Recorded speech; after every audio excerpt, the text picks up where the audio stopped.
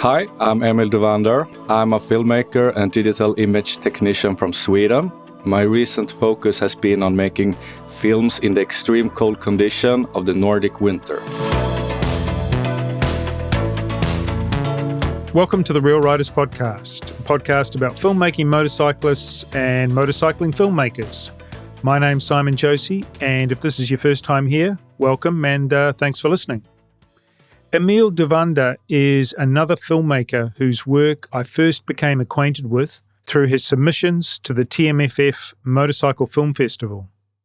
He's not the only person riding motorcycles in the winter, and not the only filmmaker documenting his winter rides, but he's certainly made it his thing over the last few years, and therefore I thought it would be interesting to talk with him. Before we get to my chat with Emil, I want to let you know about some exciting news. Together with my good friends at the Trail and Adventure Motorbike podcast, we're putting on the Adventure Motorcycle Film Festival. The festival will be held next year on the 28th of February 2026, which is a Saturday night, and the venue is the Brewery Arts Centre in Kendal, which is in the beautiful English Lake District. We've just started the detailed work on the festival, but you can already follow us on Instagram at ADV Moto Film Fest or search for the Adventure Motorcycle Film Festival. We also have a website, www.advmotofilmfest.com, where you can sign up for the festival mailing list. More information and ticket sales will be coming soon. In the meantime, adventure motorcycle filmmakers, get out there and start creating. Let me quickly remind you that the podcast has an account on Instagram where you will find, amongst other things, trailers for each new episode. And if you want to know what I've been watching recently, follow the Real Riders account on Bluesky. Links for both the Instagram and Bluesky accounts are in the show notes. Finally, if you have the time and inclination, please consider rating or liking the Real Riders podcast in your favourite podcast app or on YouTube. This will help other listeners find the podcast. Righto, let's get to my talk with Emil.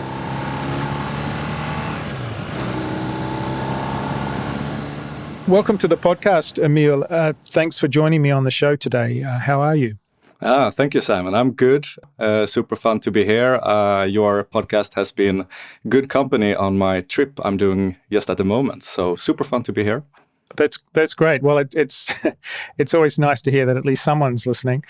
Okay, so my first question, and this is something I've been thinking about for several days, and I've got this real fear that I'm just going to keep coming back and asking you the same question throughout our talk today, which is simply why? Why do you keep making films during the winter, the Nordic winter, in your homeland of Sweden and the neighbouring countries of Norway, Finland and Iceland? You do realise that you are allowed to go motorcycling and filmmaking in the summer, right? Yeah, of course. I have been doing that a lot in the past, and I think motorcycling can be do all year around, even if you live in Scandinavia. And yeah, I think there is a lot of good things being driving in the winter as well. So yeah, well, actually, when it comes to driving in the winter and making films in the winter, I want to explore some of those things. But tell me, what's the temperature like in southern Sweden where you are at the moment? At the moment, I think we have 5 Celsius, so it's spring here now. And the spring is coming up to Stockholm region as well, so but still winter up in the north. Right. Yeah. I've spent quite a bit of time in Finland, but I've only popped into Stockholm once, so I don't really know Sweden that well. I do remember it being quite flat, and I guess I have to confess I've made some rather negative comments about the fact that a lot of Sweden is quite flat. So I just maybe take this opportunity to assume that you're the representative of the whole of Sweden and hope that you'll accept my apology for making negative comments about Sweden. I've been hearing that in some episodes, and I find that a bit weird. Of course, it's flat if you're driving on the highways and stuff, but it's such a big country from south to north, and we have a lot of mountains, a lot of hills. It's a beautiful country, and I think people who has saying that it's flat has probably just use the highway. If you compare it to Norway, they don't have like a proper highway. The main road is going through mountains and stuff, but we have placed our highways where it's more convenient to have them. So yeah, you should definitely go to Sweden and see something else. Yes, I should definitely go to Sweden and get rid of this clearly very ignorant opinion that I have about Yeah, Sweden. definitely. So, Yeah. but apologies if I have given any offence to No worries. any Swedish listeners in the past. Yeah. So, how did you get into filmmaking? We had like camera when I was a kid, recording a lot with my friends. And I remember one day my dad brought home from work some kind of, it was like a web camera and a stop motion program on his computer. And I sat with my friend for a long time just making videos. It was a lot of fun, that creative process of just, creating. And I was like skateboarding when I was young, so we were recording that. And then when you were in high school, you could actually choose kind of film education already. So I did that. And after that, I also studied film and TV production on university. And it's always been a part of my life, I think. I always found it interesting to watch movies and documentaries. So, still doing it today. But recently I have been thinking about doing something completely else, actually. But yeah. Uh-huh. Oh, well, that sounds like a whole different podcast. But okay, look, I'll stay on topic. Okay, since you've been making films yourself for so long, how would you describe the style of your own films? And maybe what's the style that you're trying to achieve? If you watch on my YouTube, it has been changing some because I have pretty hard time finding something good on YouTube. I know there is a lot of like really good things out there, some really golden gems, but I find it really hard to find. And I want to make something that I would like to see. And when it's come to motorcycle things, it has to be either very good produced movies or an special adventure, something that's makes you a bit surprised and is interesting in a way. And at the moment, I feel like I'm more tending to do that, something more adventure, and then the production can be a bit weaker in that sense. But I want to do more production value productions, of course, but it's hard to find time for it, and it's also cost a lot of money. So when you are a one-man show, it's more about pushing the adventure, I think. Well, it's interesting that you talk about production values because of the sort of the longer form films that you've made, the ones that you've submitted to festivals, arguably that the production quality is high in those. At least it seems pretty high to me. And I would assume that a lot of the films that you've made have, of those festival submissions, have taken quite a long time to make. They're not, they're not chin-mounted GoPro movies that are slapped together in 5 minutes. They've taken quite a long time. But what I was wondering is, does the landscape and the climate of the Nordic countries, do they sort of dictate your style or your aesthetic? And guess what I was thinking was, can you imagine making a similar style of film, for example, in Southern Europe in the height of summer?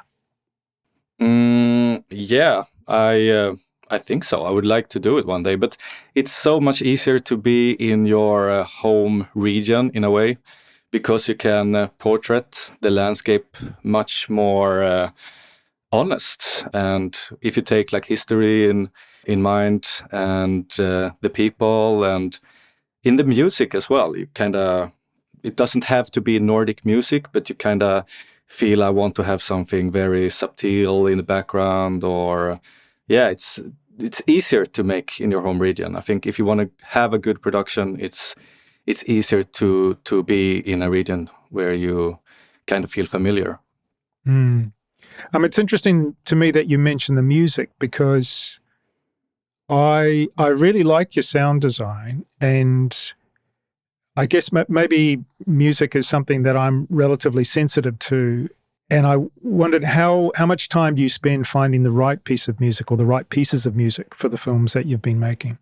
For the movies, the one you mentioned for the long format, then I spend a lot of time. But when I do those YouTube series, which I do now, very little. Like I just kind of know what instrument I want to use, and then I search for that. And I don't put too much effort in it in the YouTube series as I do in the long movies, which is a pity because it is much funnier to do those production. You put more time and effort in it, and then music needs to be spot on. If you don't have any music, you go without it as well. But Yeah, and I like the way that you often have no sound, or no. What I mean by that actually is that you have the sound of the wind howling, because it evokes. It really helps make it seem very cold when you've got that howling sort of winter wind. And of course, anyone who doesn't or has never flown or recorded anything with a drone doesn't realize that actually drones don't record any sound. And so you need to actually add sound along with drone footage to complete the full picture. How do you record that sound when you do that? Do you use your camera to do that, or do you have a separate recorder? I have a separate recorder. So I have a Zoom F3, I think it's called. Oh, yeah. So you can do the 32 float. Then I don't need to care about the peaks and stuff. So I think that's very convenient when you have a bike, because if you take a shot when you're just gonna pass it, you don't really know the levels. So I have one of those. Coming back to my question about whether you could replicate the same style of film in Southern Europe and at the height of summer. One of the things, and I think I have talked about it on the podcast, is that, I mean, I'm here in Germany, and Germany seems to be quite sparse in terms of population density. But I can't go 5 minutes in the forest or in the open countryside and someone comes along. And that becomes very problematic as a solo filmmaker for setting up cameras. And there's a very real concern that someone's going to come along and either steal your camera or stick their head in front of it, et cetera, et cetera. And that's why I was thinking maybe it would be quite difficult to do that. And of course, when I'm looking at your midwinter films from northern Sweden or Norway, you talk about maybe seeing some other traffic, maybe one other vehicle every hour or something. So you don't have that problem, because I noticed that a lot of your films, you do take the time to set up the camera for B-roll. And I think you have a lot of freedom to do that in the middle of winter in northern Sweden, because no one's going to come along and steal your camera. Yeah, definitely. But it also depends, of course, where you are in Europe. I have been doing some similar recording in the Alps where there was like 0 people for a whole day. Yeah. So it depends on when, but you are in Germany, so of course it's a struggle. But yeah, the northern part, it's very good in that perspective, because I don't care about it ever. As long as I'm like north of Stockholm region, I don't bother. It will be there when I come back. Yeah. So I got to sort of know you through your festival submission films, like I think the first one was Blue Mountains in the Arctic, and then Inland Road, the Polar Circle, and Days in January. Blue Mountains in the Arctic was published in 2018. In that film, you went with a friend up into Norway, if I'm correct. Mm-hmm. What time of year did you travel for that? I think it was August. So we traveled through all Norway, so from south up to North Cape, and I think we had 1 day without rain. So yeah. But Norway is, it's beautiful sometimes, but it's often very shitty weather, and the view doesn't change that often. So it's a bit boring, I would say, but it has, it's a beautiful country, but there is other place to go to for sure. Yeah, I hope no one misunderstands me for being snarky about the weather in Norway in summer. Many years ago, I cycled around the South Island, New Zealand, with my girlfriend, then wife now, and it was sunny every day, but it rained every day as well. And I don't think the temperature got above 20 degrees. So, yeah, even in glorious New Zealand, South Island, we also sometimes have some shitty weather and shitty summers. It was actually quite good for cycling because it wasn't too hot. But that's good. Yeah. No, but I'm really happy that Norway is on the west side. They are taking all the clouds coming from the Atlantic and taking all the rain, so we get a bit protected from it. So right, yeah. So I guess that I was thinking then, because I've seen it in a number of films of people traveling around the Nordic countries in summer. I think maybe late summer particularly. There'd have to be a question in your mind as to what's worse, the mosquitoes in summer or the cold in winter. Where do you sit on that spectrum? Would you prefer to deal with the cold or prefer to deal with the mosquitoes? It depends on what type of cold and what type of mosquito gnat situation you are in. It can be so painful if you are at the wrong place at the wrong time. Yeah. So it's a tough question. It's two completely different things. If you have good equipment for winter trip and it's just cold, normally when it's very cold, it's also good weather because it's in Swedish we call it like something like high pressure. So yeah. And then it's often very still and sunny, and then it's not that problematic. It's actually harder when it's like minus 20 Celsius and very windy. That's terrible. Yeah. No, I should also mention that we have areas in the South Island of New Zealand where we have not so much mosquitoes, but we call them sandflies, and you need to do the same thing. You need to basically wear a net over your head, otherwise it's just impossible. And then when you're gonna eat, they are all around the food, and they fly in your eyes and ears, and that's when it's like really shitty. Then it's Yeah. So as I mentioned, you did that trip with a friend. From a filmmaking perspective, what are the advantages and disadvantages of traveling with another motorcyclist? Advantage is that you, of course, can have a conversation, and you don't have to like talk to the camera, push it like that, and it's funner as well to share the adventure with someone.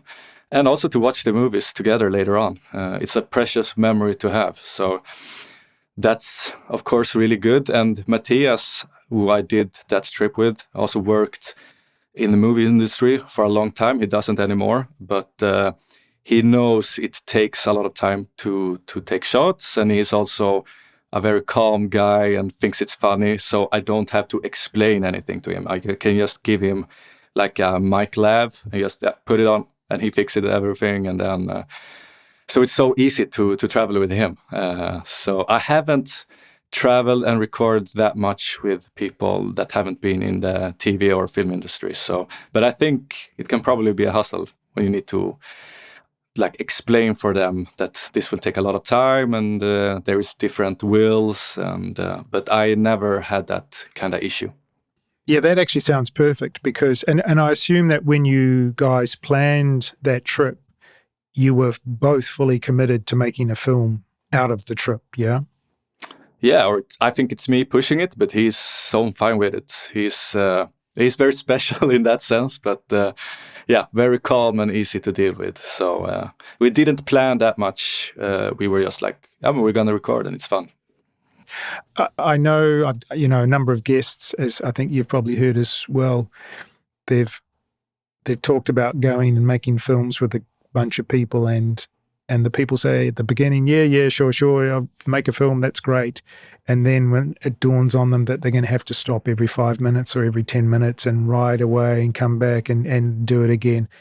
Whereas maybe the real objective they have is to get somewhere or to ride a certain distance in a certain day. Yeah. And it can be quite stressful, I think, if people are not on the same page. Yeah. Yeah, and I understand that it takes a lot of time, and yeah, I kind of get away with just being natural. And also when someone pointing a camera to you, it can be a bit, feeling a bit mechanic. So yeah, I can completely understand that. It's a special thing. I was thinking though, there's also an advantage that you can do a lot of shots, sort of like establishing close-up shots, like putting the bike into gear, or pushing the starter button, pulling in the clutch, things that are used often to build up a storyline when making a film about motorcycling. If you've got someone doing that for you while you're just holding on the camera, as opposed to having to set it up on a tripod, get on the bike, you could actually save quite a lot of time, I would think, in those kind of shots or building those kind of scenes, yeah? Yeah, you can, but normally I don't like mixing it too much to have handheld and having a tripod on some scenes. Then I rather stick to one of it because I think it's a style, and if you mix it up, it can be a bit messy. So even though I travel with Matthias and I could do that, most of the time we use a tripod anyway. Okay. So in the Polar Circle film, which came out in 2024, you actually do talk to camera a lot. And I thought, oh, this is a big change. But then I went back and looked sort of a little bit deeper into your back catalogue, and I realised actually you've been playing around with different styles and formats, talking to the camera, maybe going back even 15 years in terms of YouTube publication. You've done quite a lot of vlog-style filming, and more recently you've been doing quite a lot of vlog-style filming. Why do you like to play around with different formats, and perhaps what's your favorite format or genre at the moment? The favorite is definitely not to talk to the camera. Then I can focus more on the production itself. And I don't feel I have charisma in that sense that I can be a front figure on a movie. But if you want to document something and you're alone and you don't want to use a voiceover, of course you need kinda to speak to the camera. And but I don't find it that funny actually. Now, this winter trip I'm doing now, it's more of a documentation of the adventure. And also, since I borrow a motorcycle from Royal Enfield, I kind of need to have like a bit more information on what I'm doing. And also to fill up to make episodes, which is a bit boring because you kind of have the pressure of making episodes. But if I were just solo and had a lot of money, I would just do one movie out of the whole trip. And yeah, that's much funnier to skip that part. Why I did it in the Polar Circle was because it was the first like really winter trip for me with a motorcycle, and then I thought it would be like better to present it on what I'm doing, how I'm feeling in a bit. But yeah, I would rather skip it, to be honest. So you mentioned voiceover, sort of narration that can be recorded later. You haven't opted to do that? Yeah, but that's even harder, I think. I think a really good voiceover can be so good and so powerful, but then you need to have a really good script. You also need to have a good voice, a good actor. You almost need someone that can direct you. And to make it suit the movie, it's really, really hard. And I mean, I see big productions when I work on like more film productions that it's tough to get that right. So I don't want to touch that because it gets easy, cheesy, or cliche. So if I can avoid it, it's good. Interesting. Yeah. Because I think as you may have heard, I've become sort of quite a fan of the voiceover, and I think it's worked for some people very well. But I also agree that if it's not right, it can actually ruin some of the films. I know that you went to TMFF in Toronto last year. There was one film there. I can't remember what it was called, but it left me cold. And I think there was a voiceover on that film, and it just came across like a corporate advertisement to me, and didn't engage me at all. So you've got to get the right voice. And I think quite often it has to be, rather than get a third party in like a voice actor, I feel that you probably need to do it yourself, because only you will convey the enthusiasm and the excitement and the interest that's necessary. But it also depends, I guess, on what type of movie you do. It works better for a documentary if you want to show something, but it's also break the magic a little bit. It's like using a GoPro, or because if you have like a camera and you don't look in the camera, it's like I don't know how to say it in English, but there is you're just a viewer as an audience. But if you like see where the camera is pointing at and you hear someone talking to you directly, it kind of break the magic of a movie sometimes. Interesting. Okay, I'm gonna have to go away and think about that. That's not something that anyone said to me before. Because then, like an audience, I can see like, oh, now I am sitting here, or now they're telling it to me. I'm not a passive audience just enjoying the. That's how I feel, at least. But I guess it's very individual. That's interesting, and I wonder if that's a I mean, no, I don't want to generalize and say that's like a Scandinavian or Nordic thing, but it's funny how it's a little bit interesting to me that a number of my guests who've come on who come from either Denmark, Norway, Sweden now, tend to favor a style that is sort of more passive, I think, in terms of you sit back, you're not so actively engaged by the camera in what you're watching.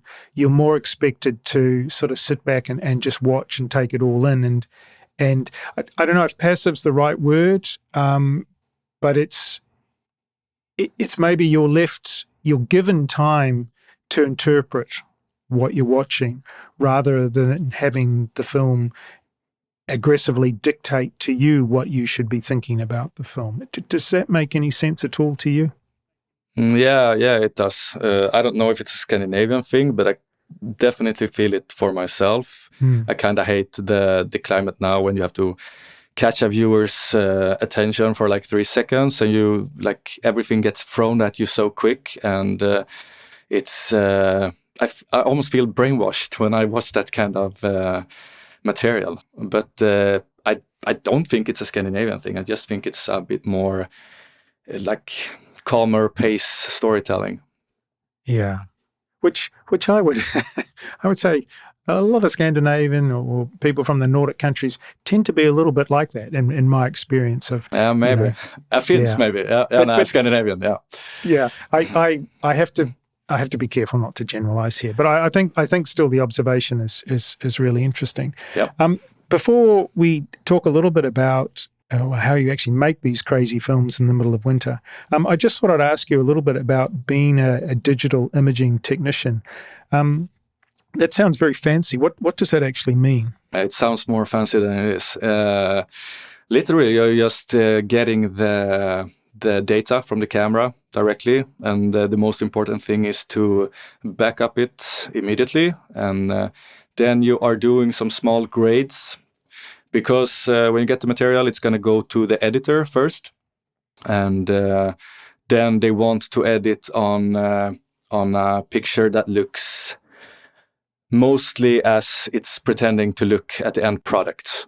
Right. So normally the cinematographer and the color grader does a look for the movie, and they do a look so they can import it to the camera, and then they want to have that style in the movie. And when you get the clip, you need to put the lookup table on it again, and then you still need to adjust it depending on what kind of lighting, and if it has been cloudy, sunny, and you have to work a little bit with it. But the backup is the most crucial, important part, because everything else can be repaired after. In your work, if you were to say to someone in like an elevator pitch, these are sort of like the 3 or the 5 most important things that I constantly have to deal with when working with images, working with video, with film. What's the essence of the work? Because when I think about any job that I've ever done, it sort of comes down to 3 or 5 things that you're constantly doing, and they're absolutely the most important things. So maybe as an example, one thing that I would say with audio is that when it comes to mixing audio, you don't use your eyes, you use your ears, which is that it's not going to be balanced unless it sounds balanced. In other words, the meters might be telling you something, but don't look at the meters, use your ears to do the mix. Of course, you have to make sure that everything is not peaking or overdriving, clipping, et cetera, But once everything is at a healthy level, you then use your ears to do the mix. And I've heard that with working in color grading, you can't rely on your eyes because they get tired or they maybe change over time, blah, blah, blah, throughout the day. And so you have to spend a lot of time relying on your meters. So that's just an example. And I don't know if that's actually so important. I'm just sort of throwing it out there. But if you were to describe to me the work that you're doing, what are those really important fundamental things that you just keep coming back to again and again in that imaging work? As I said before, the most of the grading, if it's something off, you can come back to it. So it's more crucial to see that all data is there and to go through all the data, see so it's in focus. But sometimes if it's in a rush, it can be slightly off, and then it's not like possible to use it. So, and then you need to inform the cinematographer, of course. But also, if there would be a dead pixel somewhere, that's also repairable. But if it's through a whole production, it's a bit irritating, and it's cost some money to fix, of course, as well. So, yeah, those are, I guess, the most crucial part. And also even if you secure the data, it has to be secured for a long time. You have, it can start burn in the house you're working in, or then you need to place the rates on different spots, and just minimize the risk of losing data. Okay, let's switch things a little bit and now just talk about how you make these films in the Nordic winter. And maybe let's start with sort of the audiovisual equipment first of all. So what sort of things do you have to take into sort of special consideration for filming in extreme cold weather? The biggest hassles is, of course, the battery life in extreme cold. That's a big boring part of being in the cold if you want to record anything, because battery dies so quickly. And you kind of need to plan how many batteries you're going to use every day and how you're going to recharge them. So that is the biggest challenge, I guess. Like what kind of cameras are you using? And therefore, what are the batteries that you're having to use in those cameras? For the Polar Circle, I purchased a Sony A7 IV, I think it's the name. And it's a hybrid camera, so it's not really a film camera. It doesn't have like good color science or anything, but it can take photos as well, which is a bit funny. But that one, the batteries in that one, because when they are not in the camera, I have them close to my body inside of the jacket. So they are fresh when I put them in the camera. And then I can use 1.5, 2 batteries on a very cold day without that much of a problem. I don't record a lot, so it works good with that camera. I've purchased it actually just to be able to record the Northern Lights in real time, because not a lot of cameras can do that. But and it also has some benefits of being a bit weatherproofed and stuff, which can also be a good thing in the cold. But I think that is more important when you are in rainy environments.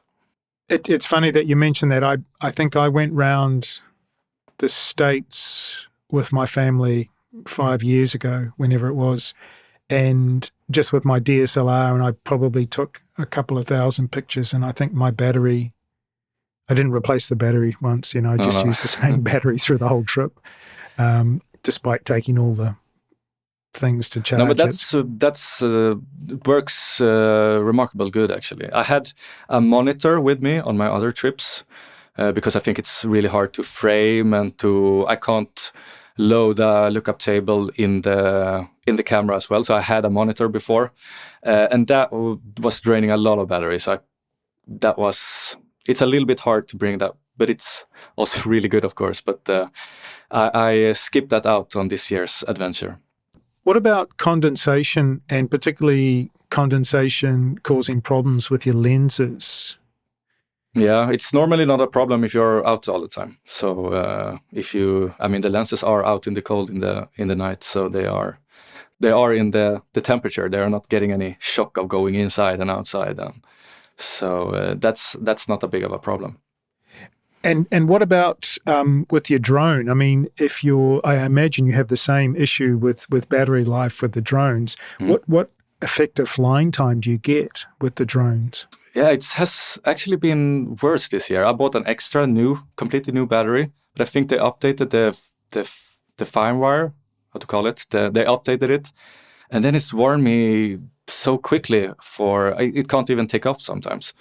So, but yeah, normally I can get one shot, sometimes two. Wow. So you go up and you have like 4 minutes, and then it goes down to 30%, and then I kind of want to fly it back. Then I don't. You can probably push it a bit further, but yeah. I rather not. Yeah. Because that's impressive, because a lot of your aerial shots are taken quite high and quite long exposure, film time, with you doing a long ride on a desolate piece of road.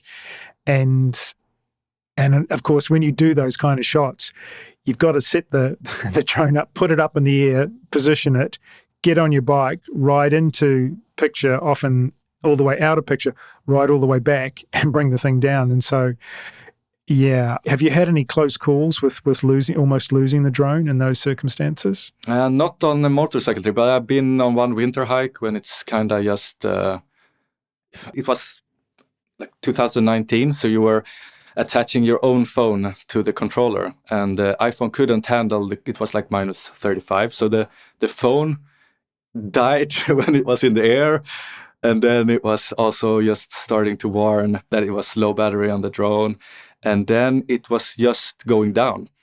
And if it goes down in very deep snow, probably very hard to find it. But I kind of ran into that deep snow and could like be under it when it came down. So that was a bit lucky, but never on a motorcycle. And I don't waste time to like set it up. I'm always sitting on the bike ready to drive with the engine on. And then I just do a shot, and then I fly the drone to where I am. Because it's a bit tricky sometimes to turn around on the winter roads. That's the good thing with a drone. You don't need to go back and pick it up. Ah, okay. Interesting. Yeah, I think the best drone shot I ever made was purely by accident, because I had driven away and I went a bit too far, and I was coming back and I couldn't see the drone. Should have been in a field and I couldn't see it. And I thought, where's it gone? Oh no, it's crashed. And actually, as I was sort of pulling in, it was doing the automatic landing. And so you've got this brilliant shot, he says, of me just sort of riding into this sort of parking area, and the drone's coming down. It was still recording, thankfully. And I had no idea. I didn't even see it. And I almost stood on it, because I went to try and find where it was. And I actually, almost stood on it. But brilliant shot. I'm very proud of it. Completely fluke. Lucky. Yeah, complete. Yeah. I shouldn't take any credit for it. Are there any other sort of production considerations that are specific to shooting in these conditions? And I guess when I was thinking about this question, I was thinking, I've seen a number of well-made films shot in wintertime, and I'm always impressed that a camera has been set up on a tripod and like in a forest or beside the road, and you can't see the foot tracks from, say, the parked motorcycle to where the tripod is. And that I'm always like, someone's really taken some care with that. They've obviously walked around and made sure that the footprints are not going to be in the picture. And of course, you don't have to worry about that kind of thing in summertime. But you know, beyond that example, are there any other specific production considerations that you have to make when shooting in these conditions? No, the thing you mentioned with the snow is one thing, of course, but it's kind of easy if you use a tripod to remove some footprints after the shot, depending on how it looks, of course. But no, it's the cold itself is probably the struggle, but not otherwise. It's pretty similar to do it in summertime, I think. In the winter, I don't often see you take your gloves off. Is it dangerous to be taking your gloves off in those conditions to operate the cameras? And therefore, do you need cameras that have like big chunky buttons that you can do what you need to do with some gloves on? No, you can always like remove them quick. If it's going down to, if it's like below minus 25, then it starts to be pretty painful immediately when you put your gloves off. But you always have some seconds, and then if it hurts too much, you go back to your glove and move around a little bit, and then you continue. Right. So, and I also have like thin layers under the big glove. And with those, you can normally operate the camera. So they're pretty crucial to have on, especially if you're going to touch metal and stuff, because you can get the freeze damage of that pretty quick. But yeah, no, it works pretty neat to just remove them for a little while. I guess I should have asked you, I mean, what temperatures or what range of temperatures are we talking about? Like the films that you're making, I seem to remember something like minus 28 was one. That's Celsius, by the way, which translates to minus 18.4 Fahrenheit for people who are challenged by Celsius. Coldest day on bike was also like one of those sunny, calm days. So then I had minus 28, I think, driving. And yes, I had some, I think the coldest night has been touching almost minus 36. But yeah, good weather days. So I had one day now in the beginning of February this year when it was minus 20 and it was 25 meters per second wind. And that was more brutal, I think it was, because then it's also harder to just remove the glove for just a second because it cools you down so quickly. Yeah, it's very. I also had one day with minus 8, and it was so much fog in the air, which is normally when it's very cold, it's dry, but here it was still in the cloud, and they got ice crystals everywhere. That was also a bit tougher, I think. It's yes, you don't have to like really go on what kind of temperature. It's other things that can make it easier or tougher. Yeah, for sure. Yeah, I know, as you say, wind chill can be absolutely brutal. And that's hard to escape, of course, on a bike. But when you're on a bike, you can, it's all things around it. I don't think driving in the snow itself is that hard. It's all about what kind of equipment you use. Some people use like electric base layers and stuff also to keep warm, and then it's just enjoyable. I don't use that because I need to have things that works without battery, and also I need to have it when I'm camping, like on the evening, in the morning, and in the tent. But there is two things I think that makes it a bit hard. And one of those things is sleeping outside. That's when you lose a lot of energy, and it's kind of like hard to reset some things. So you lose a lot of energy sleeping outside and building camps. And the other thing is to be alone, because I've been on a lot of winter hikes, and when you are with your friends, just if you are two person, everything gets like so much easier, like 4 or 5 times easier, because then you can help each other with boiling water, snow to water. One can pitch the tent, one can heat up the tent. If you have a stove, there is if you fall down with a motorcycle, you can both lift it up. Everything is so much easier if you are 2 people. So those 2 things are, I guess, the things for me at least, makes it a bit more different and hard sometimes. Speaking about motorcycles, and I mean, you've done a lot of trips solo. Has that been motivation to move to a slightly lighter bike at least for this winter? But definitely.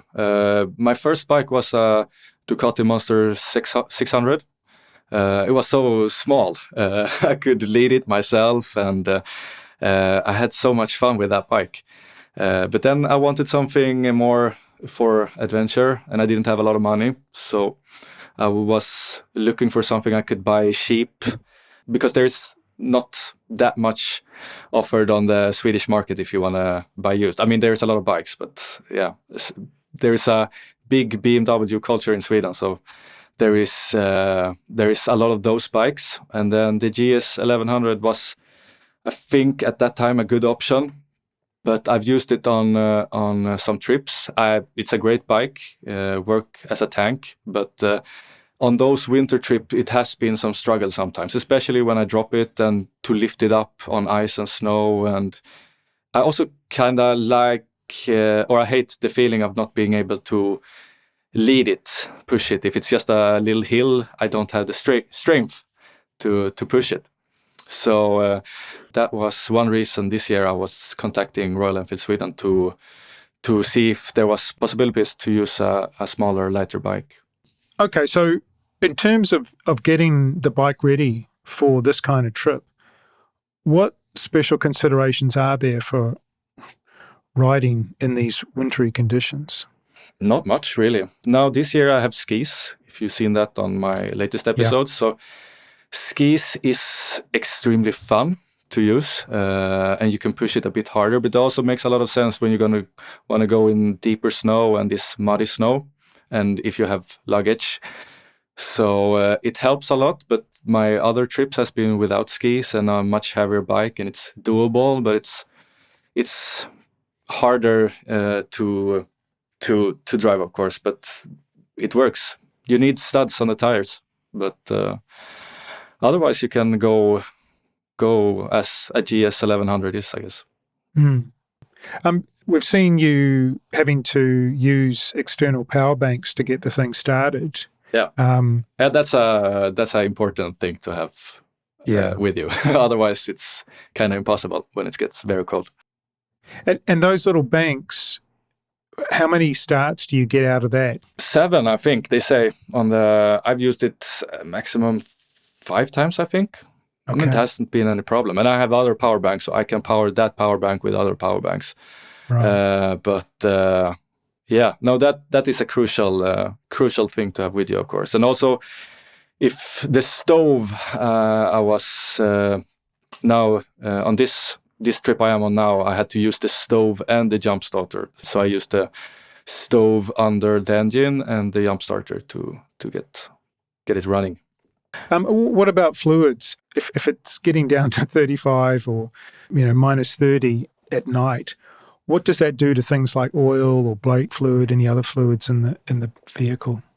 The oil I have in the Royal Enfield now, that is standard, I think, for it should go down to minus 40. So, but of course it's a bit harder to get it around. It's a bit thicker, but I haven't had like any bigger problems.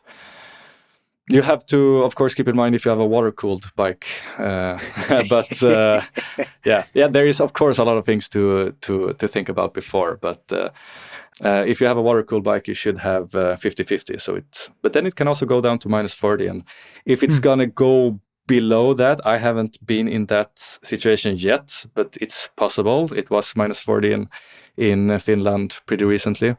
Then you have to leave the engine turned on or have the stove under it, of course. Ah, okay. Right. Do you meet any other crazy motorcyclists on the road during these trips? I met some when they have, I don't know what to say it in English, but the wagon beside. Sidecar? Sidecar, yeah. Oh, that's cheating. Nah, it's pretty cool as well, I think, but it's a bit different. But there is some older guys in Sweden doing it, and I've learned a lot from a guy called Hans that lives in Sweden. He has a lot of knowledge in winter driving, and he does it a lot. He doesn't do the camping stuff, but he do a lot of trips, and he also like a guide, so he takes some tourists to winter driving. So he has a really good place in Dalarna, and he's a really cool guy. Teached me a lot. Yeah, I think he's got a sidecar, hasn't he? Yeah, he has, but he has also other. He has a lot of bikes, so Right. he has a normal motorcycle with skis as well. Are those skis? I'd never seen them before, but I mean, what do I know? I mean, are they very common in winter to see a motorcycle with those side skis on? Sort of, they're like outriggers. No, you don't see motorcycles very often normally, but the armed forces in Sweden used it before on their old Husqvarna. Yeah. But those bikes were lighter, so they could go like everywhere into the forest, off road. But there is some people doing it on the Crystal Rally. You will probably see some, but yeah, don't expect to see any when you go to Sweden and explore. Even if you do it in winter, it's pretty rare. Yeah. I have a sort of another question about this whole Arctic filmmaking, and it's sort of a camping related question. I remember a story from years ago about a young Australian guy, and I actually looked up his name is James Scott, and he went missing in Nepal for 43 days, but he managed to survive on just 2 chocolate bars and living in an ice cave. And he was actually a medical student, and he was very careful about managing his dehydration, which apparently is one of the biggest problems, actually, ironically. But one of the things I remember from the story at the time was that he really prioritized staying dry.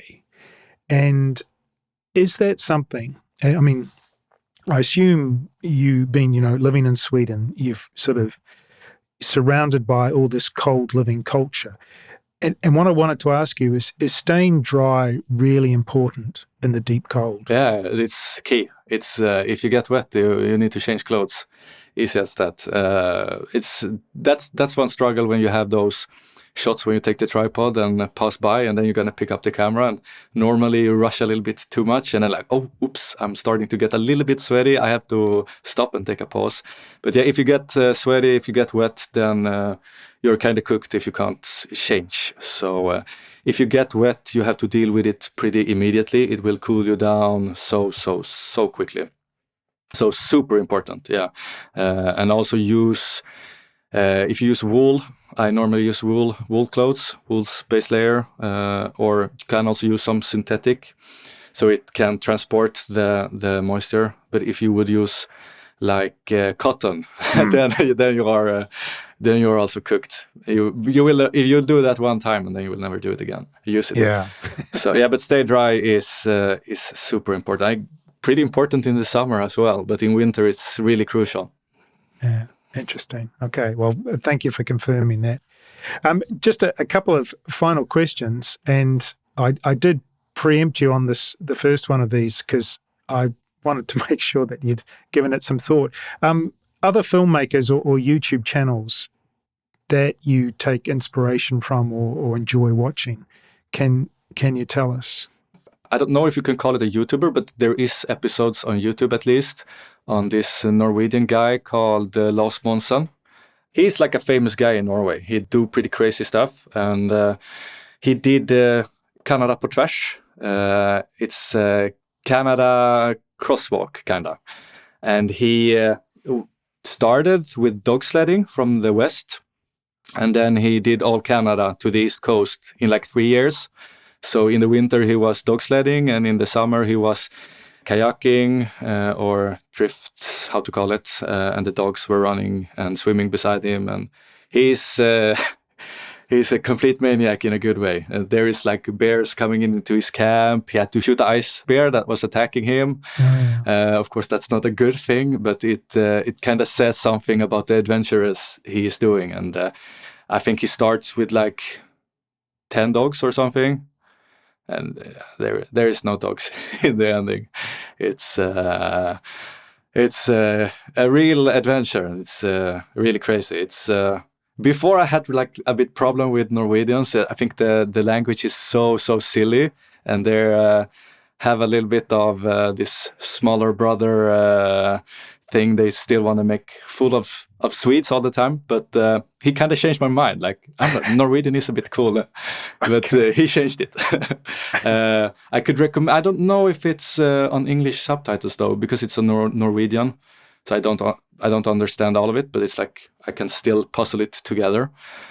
But he's been like an inspiration. And but as I said before, I have hard time finding. I don't spend a lot of time on YouTube. There is a sailor I watch now a little bit, but I just watch very little of it. But he sailed with his girlfriend to Greenland, and then he gets stuck intentionally in the ice and spending a year there. So it's kind of interesting to see how they are tackling some problems and so on. But I would love to find like a channel I could watch. But there is a lot of gold out there, but that's not the things that get pushed. Okay. Final famous last question. So from your own personal experience, does the filmmaking enhance or diminish the pleasure that you take from a motorcycle ride? Yeah, diminish when I'm on the trip a little bit, of course. You can't really enjoy the moment as much as you would like to do, but it comes back to you in sense of, but just if you took like a good photo or you was really happy with a shot, that kind of adds up. And it's also a bit funny sometimes when you're driving solo to just sit on the bike and think about, but that would be nice. And sometimes something is coming to you spontaneous and you do it and the result is good. So then it's a bit fun. And also when you come back, it's really fun to have the material and go through it again. But I also have these questions in my head. Is it worth it? Sometimes. But I also do winter hikes normally every year. Being away for 1 or 2 weeks, and then I just turn my phone off and I don't bring any camera equipment. So I have that time, and then I have the motorcycle time, and it feels like it's the last winter I do something like this, and it's fun to document it and to have it later on. And I think it's a bit unique, so it's also a fun thing to share and to show the reality of it, because it's a bit repeatable. My episodes, they are, I do boil water hours every day, and then I want to show, I'm gonna show it for hours, but I want to show it's a kind of repeatable process, and I want to show how it is in a pretty honest way, because I've noticed some YouTube channels that are showing some winter camping and stuff, and they are not saying the right temperatures. They are not in the situation they are saying they are in, and they are using like plastic bottles that would freeze in half an hour. So I think there is a lot of those videos out that can inspire people, but it's also a bit dangerous when they are not like really showing how it actually is. So I want to keep it a bit honest in that sense. But from your original questions, I think it's both. It haunts it, of course, but also makes it a bit more boring.